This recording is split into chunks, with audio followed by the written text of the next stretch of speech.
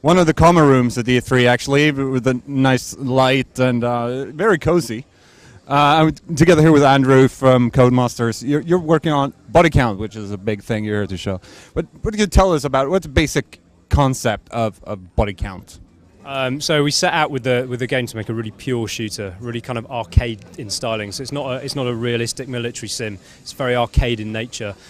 We've focused on the guns, so it's all about the guns and it's all about the bullets and the effect they have on the world around you. So it's where we kind of introduce the concept of shredding, which is using environmental destruction in a very localized way as a gameplay device rather than being purely superficial. So that's mostly through drilling through cover to get at your opponents and them having the ability to do the same to you. So keeping the pace of the game really, really high.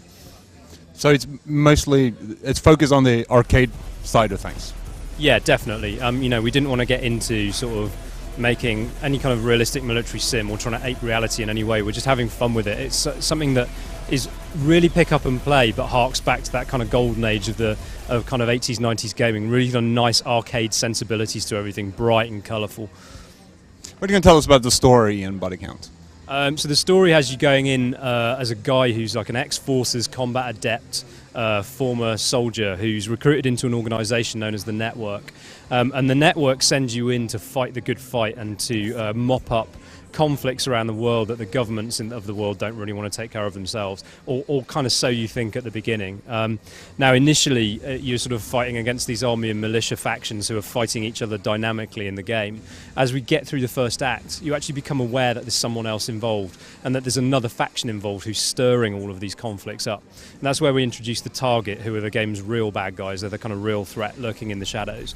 They're a very brutal organisation, sort of the counter organisation to the Network, and they're going about their business in an extremely brutal way. So the first time you meet them, you come across a very, very different pace of gameplay and things really kind of get a lot more intense. The target, isn't that kind of a name that you're just asking for it? Is that a what, sorry? The name just asking for it? We're the target? Yeah, well the idea is we don't really know what they're called, so that they probably don't call themselves the target, they're just that designation that we give them from the Network. But actually when we were developing the game we found that's actually quite a nice fit for them as well. It's a sort of sharp sounding word, so it fits with everything about them. They're very angular, sharp looking guys.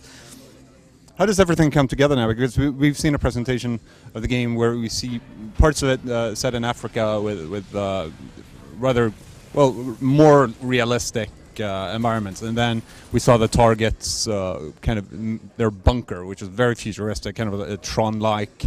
How does everything come together in the end?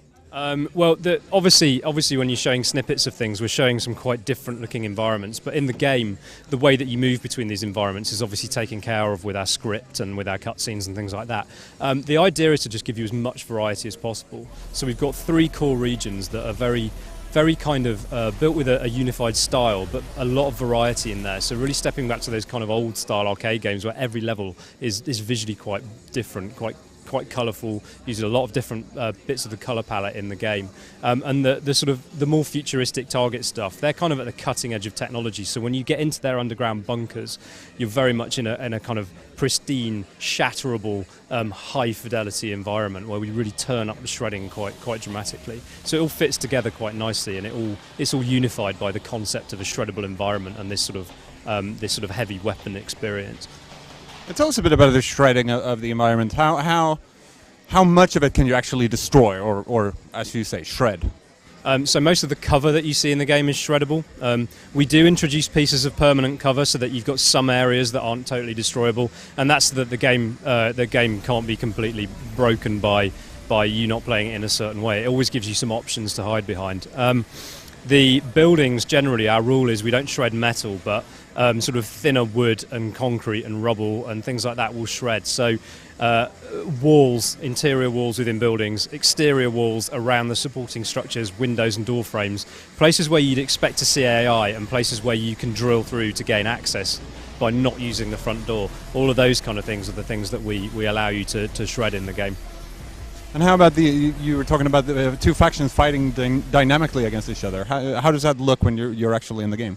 Well, you're stepping into these conflict fights throughout the game. Sometimes you're just going against one faction, so it's really you against them.